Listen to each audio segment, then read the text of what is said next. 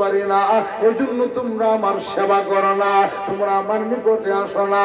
আমি খাবার খাইতে পারি না, আমাকে তোমরা খাবারও খাওয়াও না, নিকটাত্মীয়ের হক তোমরা আদায় করো না, ইহসানও করো না। ওরে জগৎবাসী, আর করতে হবে না, করতে হবে না, তাড়াতাড়ি তোমরা চলে আসো। রে জগৎবাসী শুনো, খোদার কসম করে বলছি, ও জগৎবাসী, যখন আমি আমার জাদুমণিকে ছোট সময় কুলে নিয়ে দুধ পান করাতাম, আমার জাদুমণির শরীরের গন্ধ আমার নাকের মধ্যে আসতো। আমি যখন জামা কাপড় গুলগুলে নাকের মধ্যে লাগাইতাম, ওই জামা কাপড় থেকে আমার জাদুমণির শরীরের গন্ধ আমার নাকে আসতো। হে বাবা প্রতিবেশী শুনো, আজকে দেখি রে ওই জলম দুঃখী সাগরের দুলালের গন্ধ আমার নাকে লাগলো। জুড়ে বলি মারহাবা। মাগো তোমার মতো লই না কেহ আমায় কুলে টানি, আঁচল দিয়ে মুছে না কে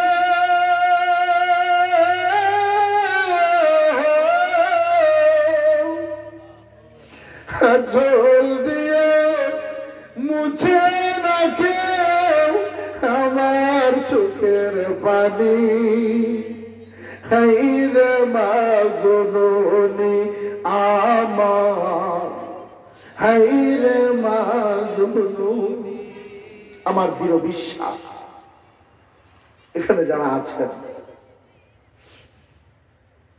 যাদের মা নাই, হয়তো তার ভিতরের যন্ত্রণাটা কেউ দেখতে পাচ্ছে না, তার অন্তরের হাহাকারটা কেউ অনুভব করতে পারতেছে না। বাবা, মা থাকতে মার কদর বুঝো, বাবা থাকতে বাবার কদর বুঝো। ওলি আল্লাহদের দরবারে আসলে সর্বপ্রথম মা বাবার ওসিয়ত ওলি আল্লাহদের। মারহাবা বলেন। জনম দুঃখী মা মনে আছে তো? চোখে দেখে না, কানেও শুনে না। ওই দিন বলে পাড়া প্রতিবেশী, তোমরা বিশ্বাস করবা না, আমি যে ছোট সময় আমার জাদুমণিকে কুলে নিয়ে দুধ পান করাতাম, আমার নাকে একটা গন্ধ লাগতো। আমি যখন তার জামা কাপড়গুলো হাতে নিতাম, আমার নাকে একটা গন্ধ লাগতো। আজকে দেখি আমার নাকে ওই ছোট সময়ের গন্ধটা লাগছে। এতে মনে হয় আমার সন্তান বাতাস যে দিক থেকে আসছে ওই দিকে আছে। সুবহানাল্লাহ। পাড়া প্রতিবেশী গেলেন, হ্যাঁ ঠিকই, একজন পুরুষ দাঁড়িয়ে রয়েছে, একটা মেয়ে লোক দাঁড়িয়ে আছে, মুরব্বী মানুষ দাঁড়িয়ে আছে।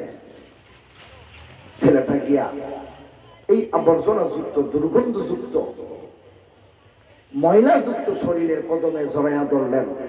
তখন গর্ভধারণী বলে, ও সন্তান জাদুমণি, তোমার জায়গা আমার পায়ে না, তোমার জায়গা আমার বুকে। জোরে বলেন সুবহানাল্লাহ।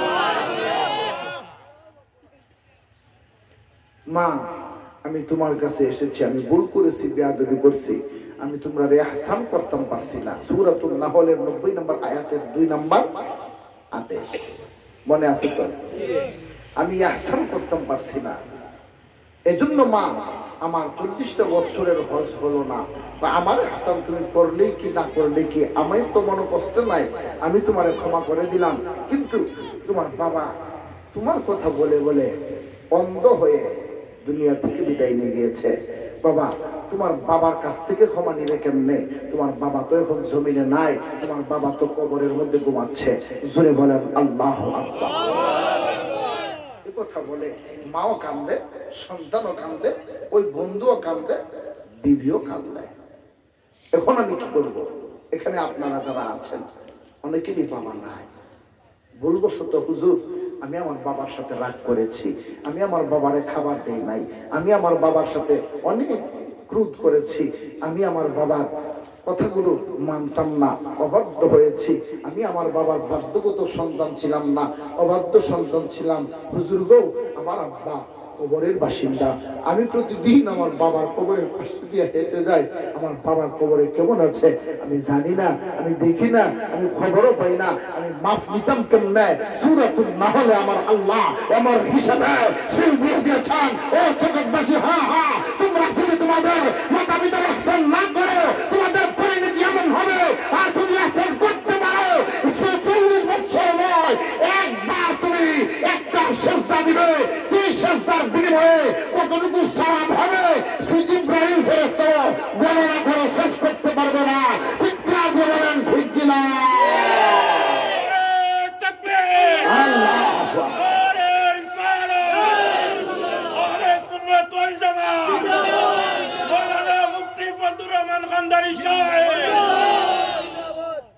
এজন্য ভাইরা আমার, বন্ধুরা, আমি সূরাতুন নাহলের 3টা আদেশ আল্লাহ করেছেন, 3টা আদেশের মধ্যে 2টা আদেশ আলোচনা করেছি। বিগত একটা আদেশ রয়ে গেল, সময়ও অনেক হয়ে গেল। তবে আপনাদের কাছে আমার বিনীত অনুরোধ থাকবে, আমরা ওলি আল্লাহর দরবারগুলো